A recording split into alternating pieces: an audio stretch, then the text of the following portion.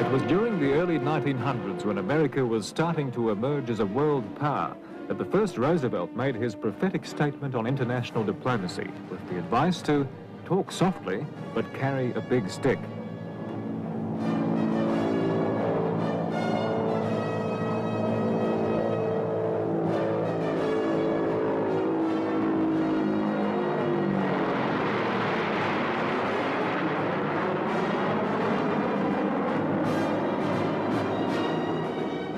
Half a century later, when the United States stood as the world's champion against communism, its big stick was undoubtedly the Convair B-36 long-range bomber. Although this mammoth aircraft was to serve throughout the 1950s, it could actually trace its origin back even before America entered the Second World War. The 36 was to earn its apt, if unofficial, title of Peacemaker. By 1941, the United States Army Air Force had two effective heavy bombers at its disposal. They were the legendary B-17, designed by the Boeing Company. This superb four-engined aircraft was to serve throughout the war, and the heavily armed later versions were understandably known as the Flying Fortresses.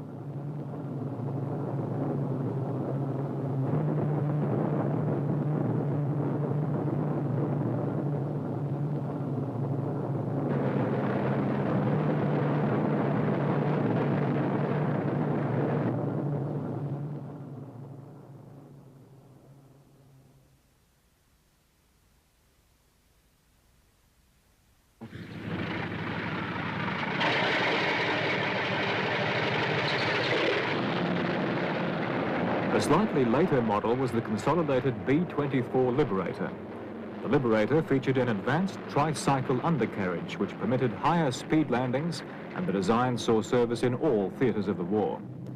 However, the larger, bulkier fuselage enabled some models to be converted into transports, making the B-24 one of the most versatile aircraft in the American inventory. The Liberator, like the 17, was also heavily defended, and it was also able to fly slightly higher than the Fortress.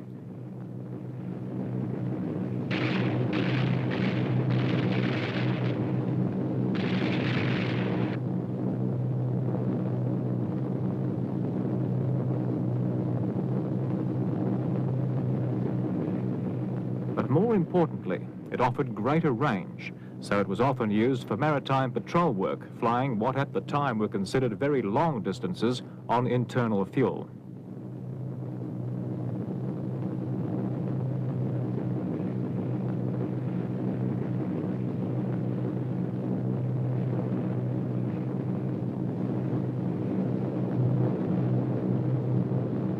However, the B-17 and the B-24 were only able to make the trip from America to Europe one way. In 1941, the Army Air Force also had on order another bomber, ultimately able to fly still higher and further than those preceding it. Another Boeing design, the B-29 Super Fortress, was undoubtedly the most powerful bomber to see service throughout the entire conflict.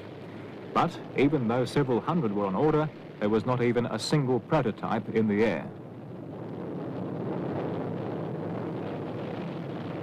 A second backup concept, should the B-29 fail in any way, was the consolidated B-32 Dominator.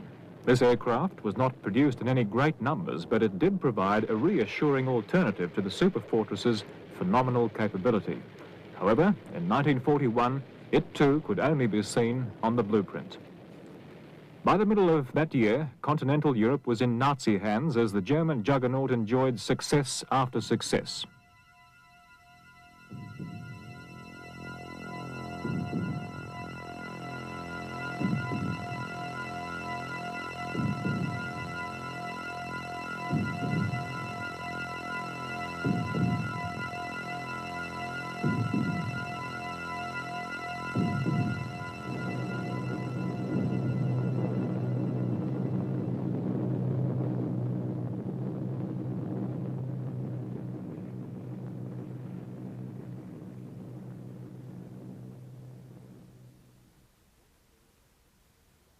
More importantly, although Britain had regained some supremacy in the air, it still suffered from constant punishing bombardment from the Luftwaffe, which devastated its people and its industry. These raids, often at night, but sometimes in daylight, was seen by the German High Command as a means to bring the island nation to its knees.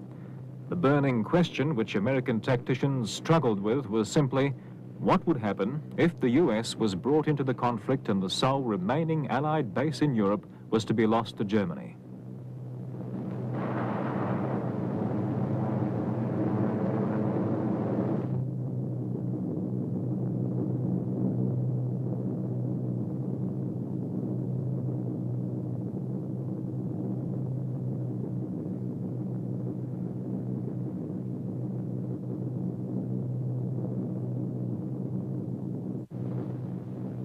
One possibility American strategists considered was the development of an aircraft with such phenomenal range that it would actually be able to start from bases on the American East Coast, fly the entire span of the Atlantic to deliver its payload, and then return to continental America without any form of refueling or fighter protection. The American aviation industry had produced long-range bombers in the past. The first of these was an early Boeing project, the XB-15.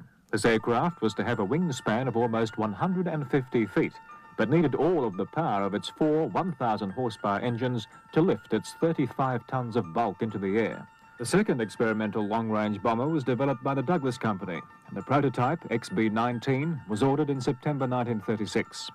This aircraft, with a wingspan of 212 feet, was still larger than the XB-15 when completed.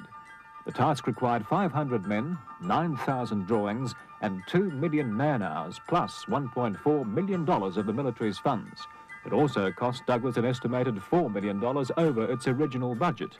Clearly, developing mammoth aircraft was an expensive business. Nevertheless, the XB-19 was a true watershed in aviation standards, not only in size, but also in innovation. It was the first aircraft built with retractable tricycle undercarriage and designed to have power-operated guns and a tail gun turret. Had it gone into production, it would also have offered a range of in excess of 7,000 miles.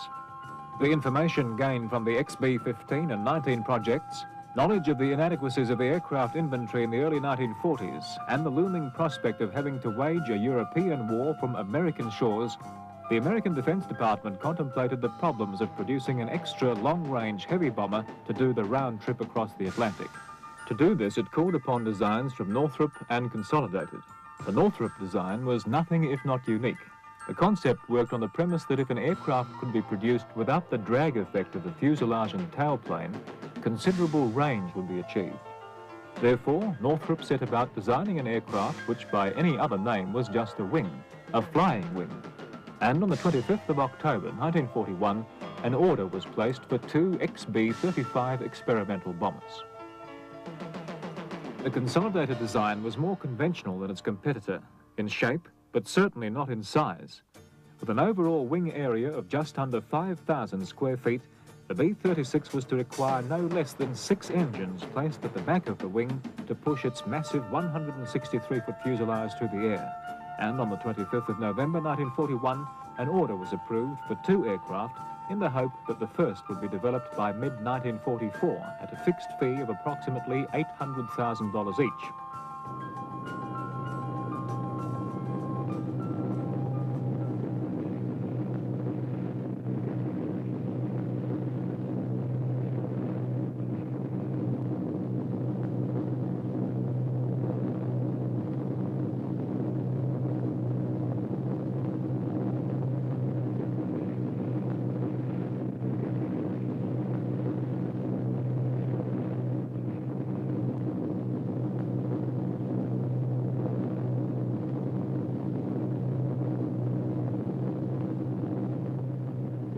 As it happened, the much-needed bomber bases in Britain were never denied to the Army Air Force, and as a result, the standard B-17 and B-24 heavy bombers were able to attack Axis targets from 1942 onwards. Delivered in their thousands, the Fortresses and Liberators were to wrench a terrible price from the enemy. The longer distances required by the Pacific Theater were amply met by Boeing's B-29. Especially after the capture of the Mariana Islands in mid-1944, which gave the superfortress the stepping stone which enabled the Air Force to reach the heart of Japan. But it was one particular B-29 with one particular bomb that was to bring the Second World War and much military aircraft development to an end.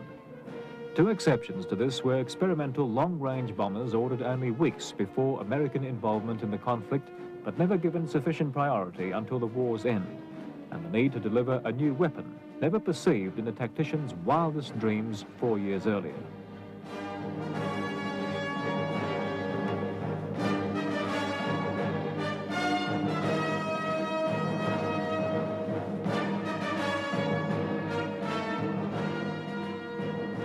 The first Northrop B-35 was actually constructed in the open and completed in June 1946.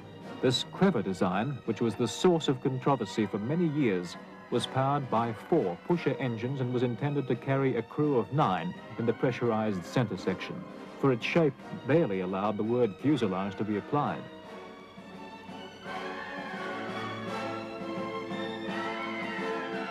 However, the radical new shape, which relied upon flaperons on the end of each wing in lieu of a conventional tailplane, was never to completely overcome stability shortcomings.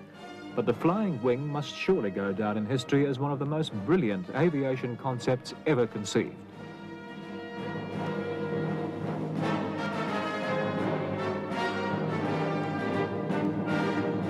The first XB-36 was wheeled out of the experimental hangar just 6 days after Japan surrendered, but it was to be August 1946, nearly 5 years after it was ordered, before the Peacemaker was to be ready to fly.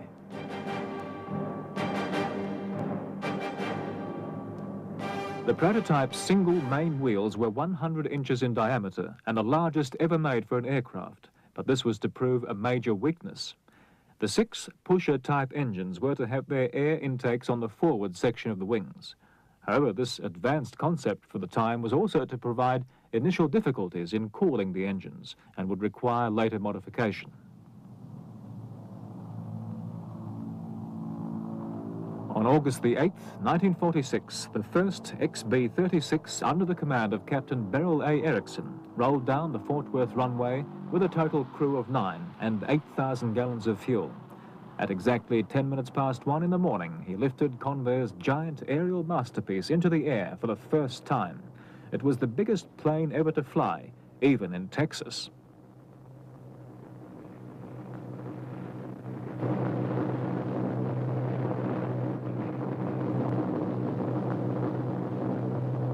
The flight was to continue for no more than 37 minutes, during which time the undercarriage was to remain in the wheels-down position as a safety precaution. Erickson's crew on this and many subsequent occasions were to put the giant aircraft through many vigorous tasks which quickly identified the problems of giantism. One of the most formidable being the vibration caused by such enormous engines spaced out over the wide distances of the wing, and cooling was another problem, especially at high altitude. It was obvious that there would be many areas requiring major attention.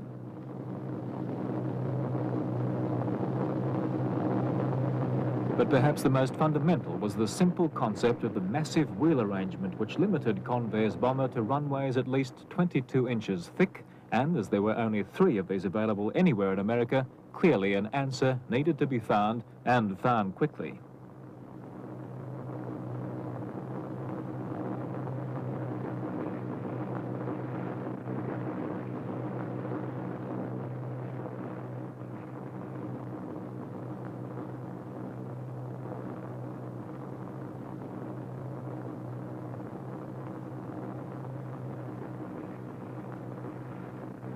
The answer came in what was considered another breakthrough by combining 4 56-inch wheels into a group under each wing, thus spreading the B-36's phenomenal weight over the much wider area, thereby permitting the Peacemaker to use runways of half the previously required thickness.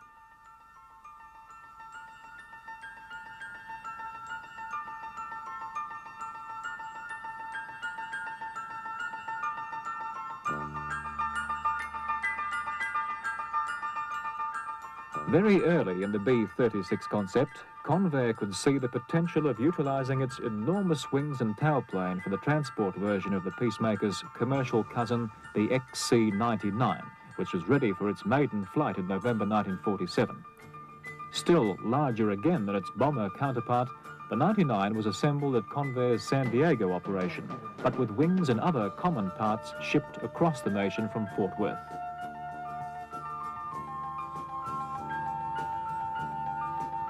Here at Lindenberg Field, what had now become the world's largest plane was to demonstrate the potential that would lead to the mammoth transport and airline concepts that followed decades later.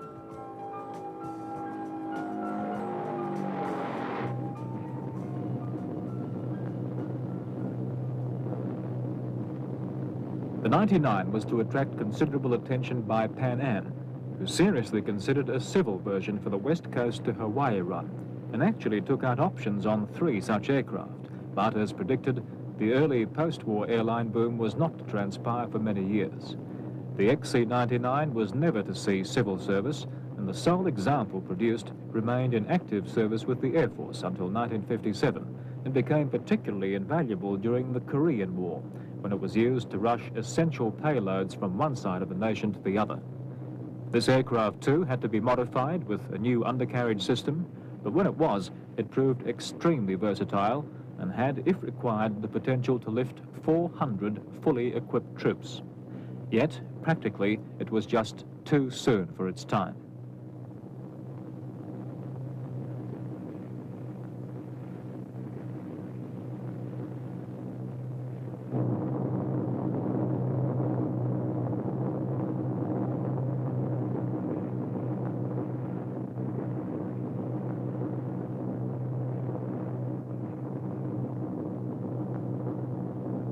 However, Convair's main interest had always been with the extra long-range bomber concept, and it continued to develop and refine the B-36 throughout the late 40s, emphasizing that this weapon alone provided the ultra-long range to strike virtually any target in the world and return to its base in America. Long range would require many hours of physical endurance for the crew, and therefore inside the 36's massive fuselage, adequate provision was made for sleeping quarters and a galley complete with a 2-burner stove. Ample provisions were always provided. However, the center pressurized section which held these amenities was actually no less than 80 feet from the forward control area, which was only accessible via a narrow tunnel spanning the distance. Heated food was packed in specially designed containers for conveying between the vast distances of the 2 pressurized sections. The tunnel also served as the only means to convey personnel from one crew section to another, and because of the distances involved, a small trolley was provided to enable each member to propel himself more effectively. Problems generated by the size of the 36 also required other unique procedures never previously required by other aircraft. Immediately after takeoff and before the plane was pressurized, a crew member was given the responsibility of examining certain vulnerable areas within the massive interior structure which formed the fuselage of the 36. Only then would the plane be allowed to climb to higher altitudes and continue with its mission.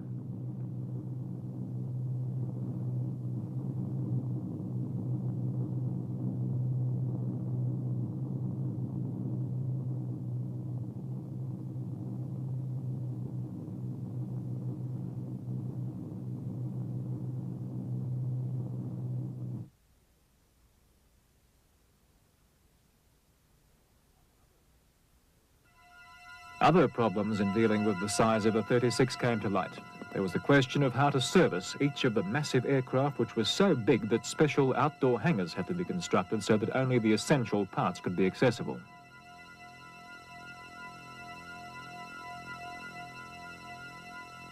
And although the problems of engine vibration and cooling had been successfully resolved, there is no doubt that there were grave concerns with the viability of the B-36 in competition with other alternatives.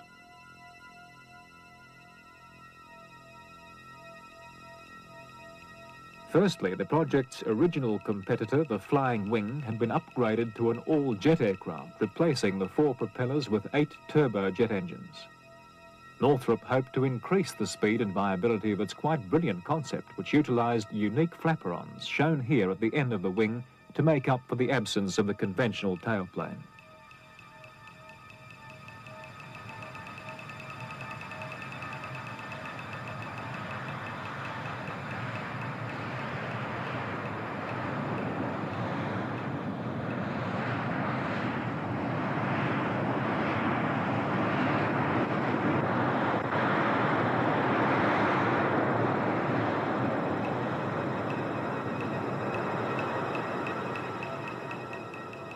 Another and more conventional competitor of the 36 also came from the past. This was the Boeing B-50.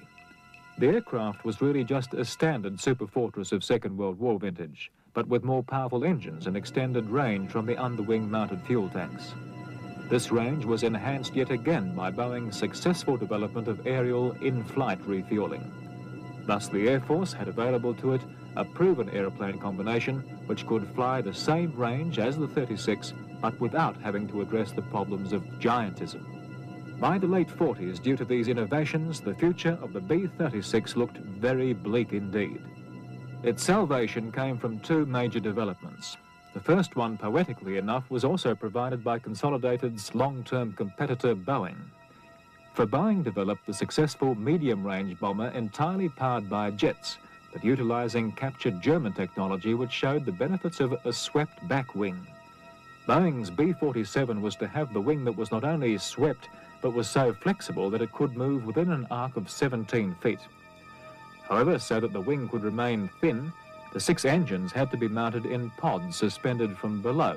The outer pods contained 1 engine apiece, but the inboard pods contained 2 engines which were suspended several feet below the wing surface. And it was with this equipment that the engineers from both companies worked together to attach to the far outside wing of Boeing's Giant.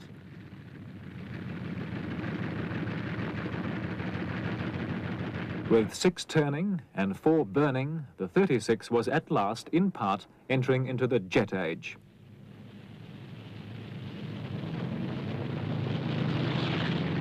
The other event, which was to secure the future of the 36, took place on June the 24th, 1948, when the Soviets closed the gate on Berlin, signaling in one step the beginning of the Cold War. Now, the growing concerns of communism polarized into an action which shocked the West out of its post-war complacency. As NATO forces now found they were confronted with a potent adversary, in a matter of days the need for an intercontinental bomber had gone from hypothetical to the very real. At this stage, there was no one plane in the world able to fulfill the long-range potential of the Convair Giant, and rather than cancellation, orders for the Peacemaker were actually increased. As concern continued, the importance of America's Strategic Air Command, which was responsible for long-range bombing, increased considerably, and it was ultimately placed under the direct command of General Curtis LeMay. LeMay had an impeccable Second World War record. It started with his early involvement in the European bombardment with the Army Air Force, and continued to when he took command of the Pacific operations and the B-29 bombardment of Japan. Considered one of the great strategists in American wartime experience, he also supervised the Berlin airlift and was now seen as the most qualified person to bring the Strategic Air Command, including its fast-growing fleet of 36s, to the highest possible state of readiness. Under LeMay's iron leadership of SAC, the American public took comfort in the fact that although they now no longer had a monopoly on atomic weaponry, that at least they had what was probably the best platform for delivery, the B-36. So concerned was the military about protecting its intercontinental bomber that security was stepped up to effectively a wartime footing, and personnel in SAC control rooms were required to carry firearms, even though they were in fact hundreds of miles inside American borders. The concern to protect America's big stick even required mechanics servicing the engines to carry firearms whilst they worked.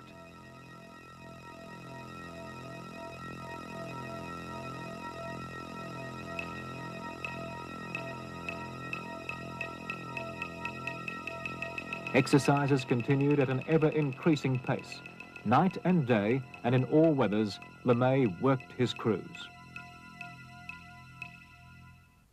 Out, this is engineer. Engineer's checklist complete. Ready for takeoff. Over. Pilot checklist complete. Ready for takeoff. Roger, give me 100% on the jets. Roger. Jet's coming up. Engineer, give me full power. Full power coming on. Jet's 100%. Tailpod tempo okay. Takeoff power is set. Everything's stabilized. Engineer ready for takeoff. Roger. Carswell Tower, Air Force 653, ready for takeoff. Air Force 653, Carswell Tower, roger, clear to roll. Roger, 653, rolling. Here we go.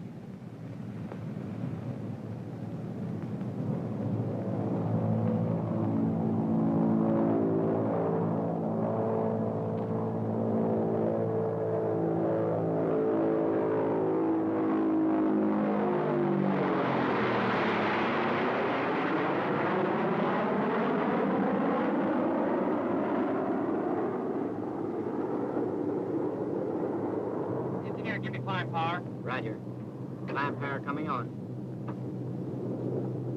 Give me 96% on the jets. Roger, 96% on the jets. Usually flying as single aircraft rather than in formation, SACs, Peacemakers would practice bombing raids over vast distances and at next to no notice.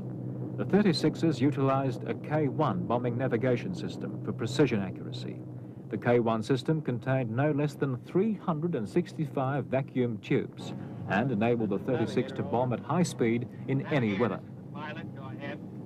Pilot will be over the climb point in 20 minutes. The target was usually a radio signal from special trucks built to gauge the accuracy of SAC's aircraft. Although the fact that B-36s were to cost over $5 million apiece, they, together with the K-1 system and LeMay's insistence upon constant training, provided a combination which was anything if not accurate. Pilot, this is radar. We're over the IP. Pick up a heading of 197. Bob Flight Air Force 653. Over the IP. Altitude 35,000. On an inbound heading of 197 degrees.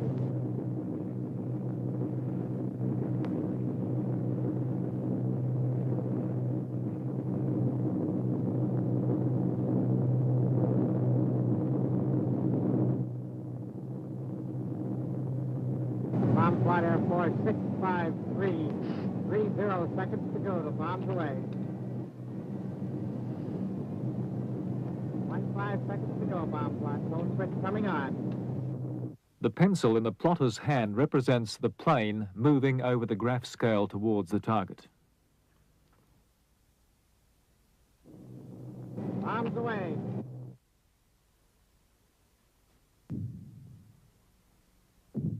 However, despite the enormous potential of the Convair giant, detractors often considered its large size to make it a prime target for enemy fighters, and even before the first 36 even flew, the Air Force ordered a unique auxiliary, the McDonnell Goblin, as a parasite fighter to be actually carried within the B-36.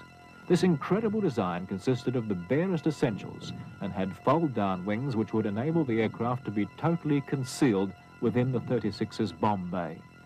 Never actually used with the Peacemaker, its flight controls were conducted from a B-29 mothership, and flight trials commenced in 1948. In August, with test pilot Ed Scorch secured in the cockpit, the Goblin was launched by a trapeze mechanism from the B-29, and the pilot successfully flew what must be one of America's most remarkable fighters. However, when Scorch came to reconnect the Goblin hook to the trapeze, turbulence lifted the little fighter, and the mother plane mechanism broke the canopy and wrenched the oxygen mask away from the pilot. But Scorch was just able to regain control and crash land this tiny fighter.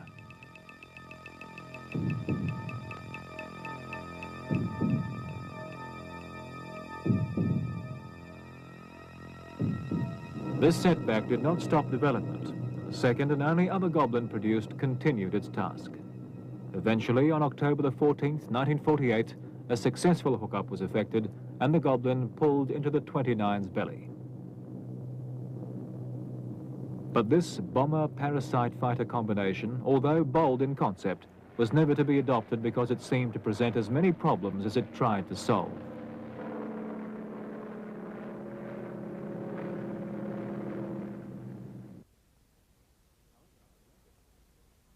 However, a later parasite project involving the B-36 was the Phycon fighter conveyor concept. This program began in 1952 and involved mating up a Republic F-84 directly underneath a modified Peacemaker. There was no intention of fully consuming the F-84 within the mothercraft.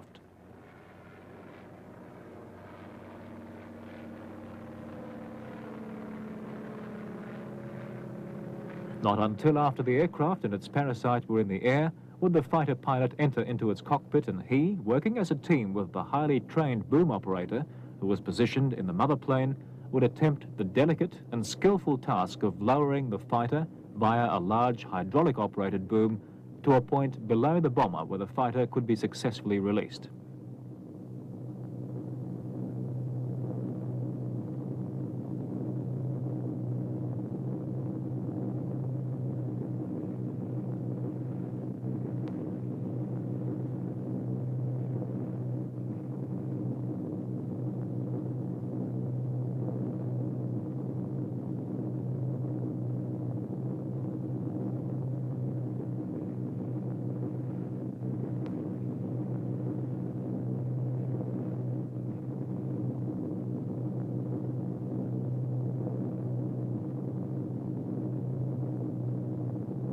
This task actually proved very successful, and the process of recoupling, although requiring great skill, was perfected to a fine art.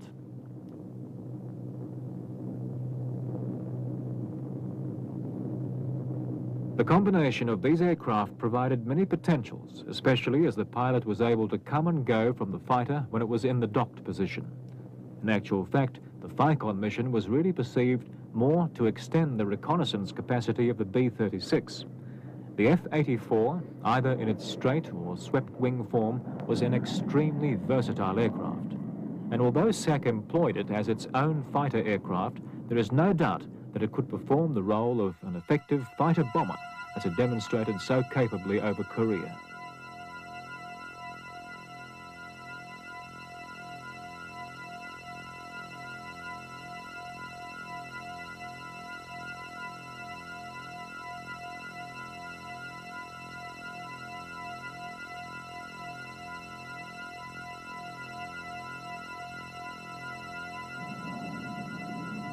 That SAC could now carry such versatile aircraft thousands of miles to the very edge of enemy territory, and small compact nuclear weapons were under development at the same time, it seems probable that SAC could have used its FICON combination in the bomber role.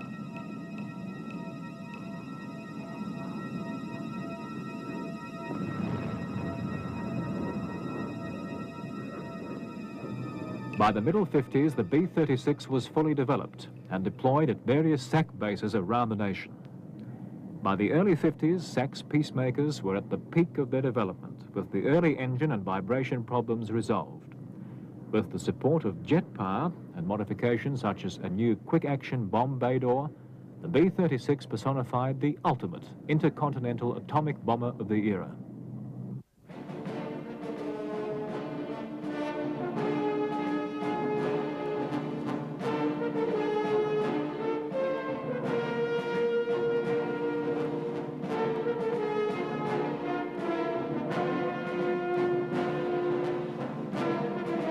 But despite the technical success of the project, it still was to continually suffer from political and inter-service criticism.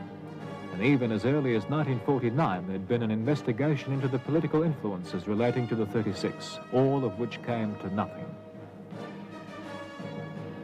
But the Navy's resentment of the Peacemaker was stronger and probably more founded.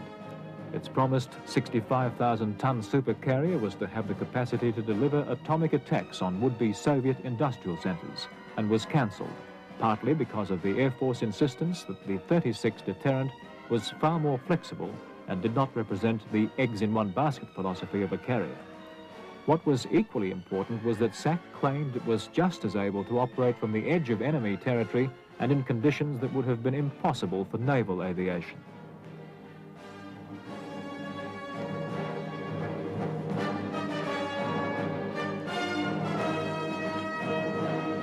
To demonstrate their point, B-36s were to regularly fly from their home bases in central USA to the very edge of Soviet territory. Highly trained crews of pilots, navigators, radio operators, engineers and gunners would prepare for long hours of flight, often at very high altitudes, over thousands of miles to the frozen wastelands of Alaska.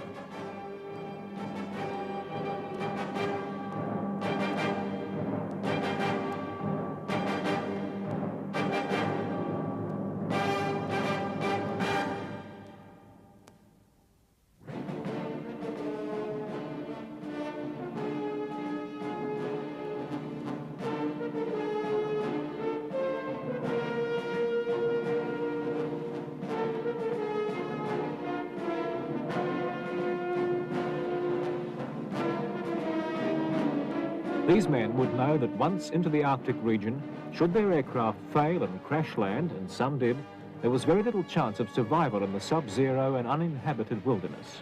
Against these prospects, the roar of the Peacemaker's 6-piston and 4-jet engines must have sounded far more a blessing than a curse.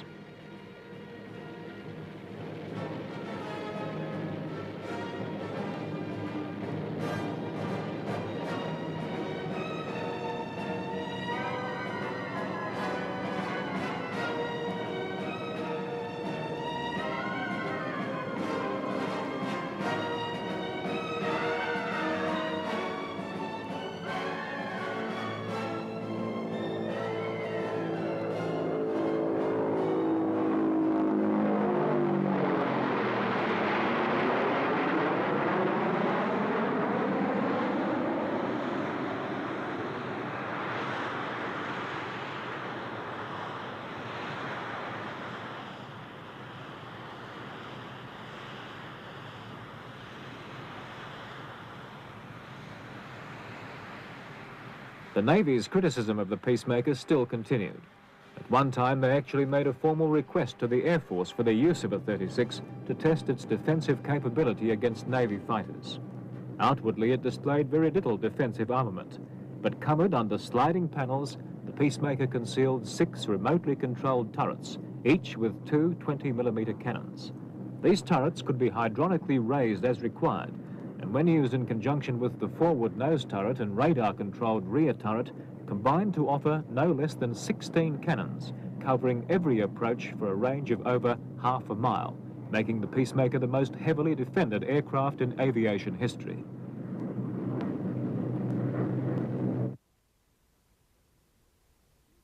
Ellison Air Force Base in Alaska was a point to which many B-36s on exercise would travel.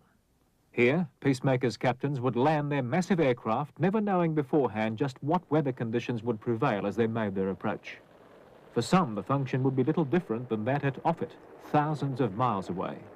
But with the weather constantly changing, for others following close behind, visibility would be close to zero, testing the pilot's skill and resolve to the limit.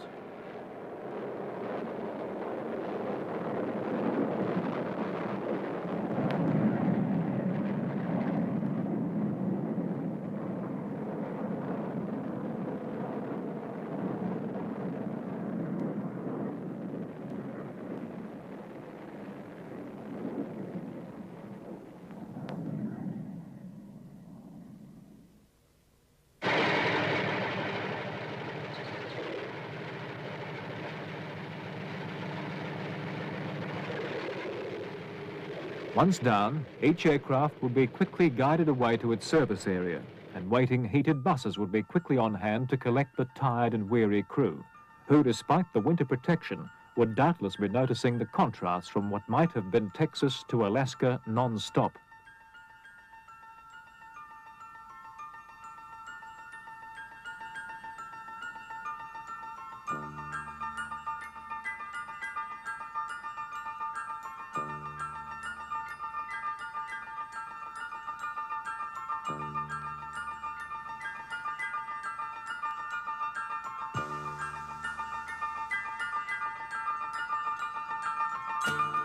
Even here, where weather conditions provided as much protection for aircraft on the ground as it did risk for those in the air, anti-aircraft protection was always in abundance.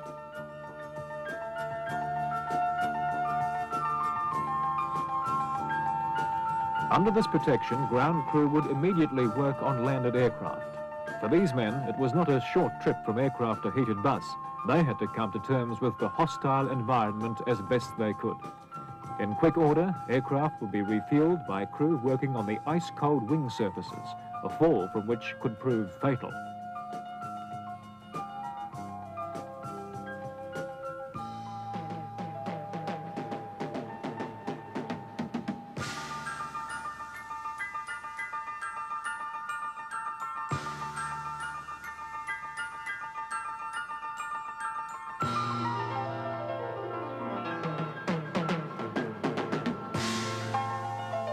With padded clothes and gloved hands, these ground crews took perhaps a different, but nonetheless as real a risk as those who flew. With time always the enemy, each engine would be allocated its own crewman to make the necessary checks before the weather closed in.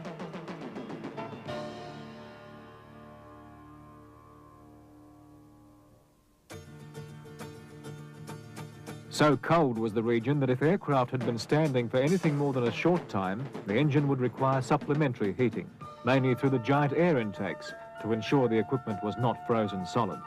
To achieve this, large mobile heating plants were developed which could pipe vast amounts of hot air into and around all the piston engines. The crew compartment was also given the same treatment, not merely to make the area habitable, but because the instrumentation and onboard equipment simply would not work effectively in such a cold environment.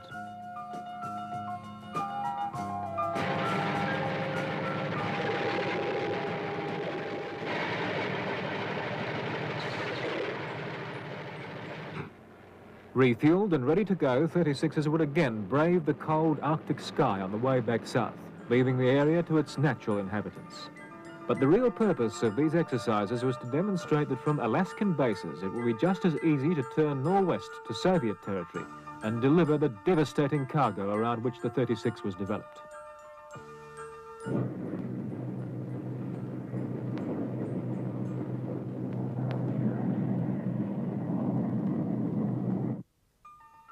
Cargo of another sort was identified. Convair, which designed the 36, won the contract for the Air Force's first supersonic bomber, the B-58 Hustler, which was the culmination of Convair's long involvement with the Delta design. It was found that moving from base to base, an as yet unflown bomber, was not an easy task, until it was temporarily mounted under a standard 36 with its two inboard props removed to protect the Hustler wingtips.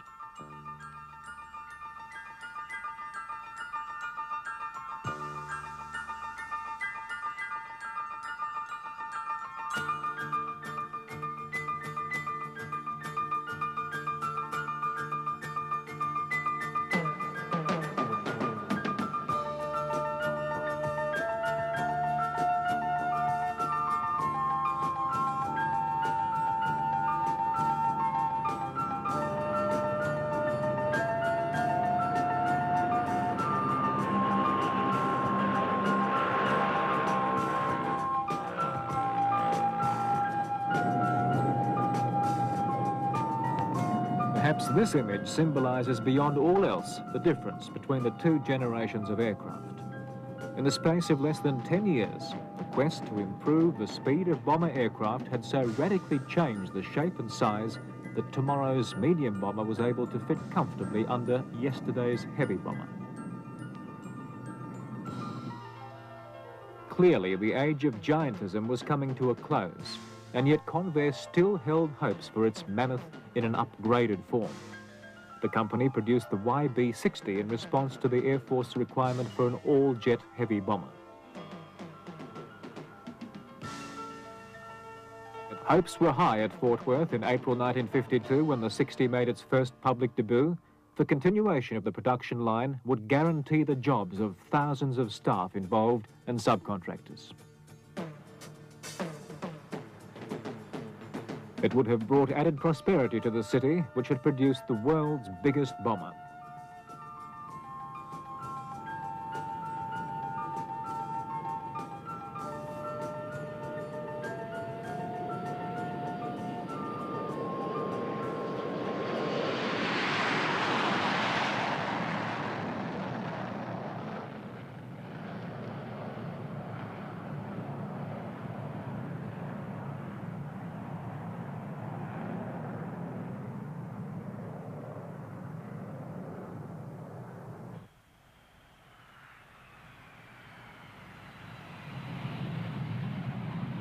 The YB-60 was virtually a B-36 with new, fully swept wings and tailplane.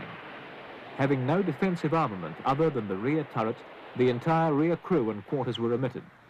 Added power and less weight brought the YB-60 to a top speed of just over 500 miles per hour, and its production was achieved in rapid time, as 70% of its components were standard to the 36.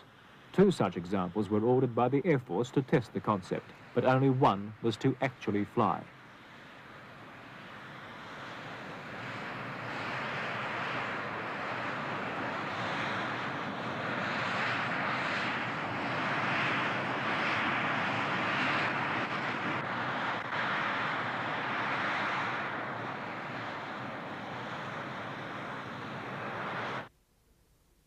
The apparent enthusiasm of the test crew was not shared by the Air Force. They preferred Boeing's all-new design B-52, the Strato Fortress, which, although more expensive, offered better performance in range and speed, shown here next to the original Boeing heavy bomber.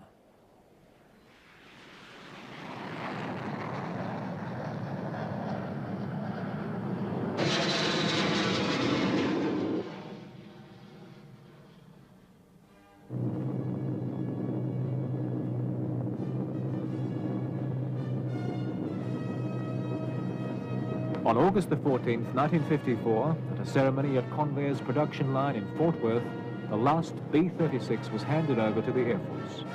Final delivery from the Peacemaker plant must have been a bittersweet affair for the Fort Worth people. because although Convair was to continue to use the plant for many successful projects, it was from this base that they'd produced what was for many years the biggest plane ever to fly, and a plane that many would say, because of its sheer size, won a war without having to fight.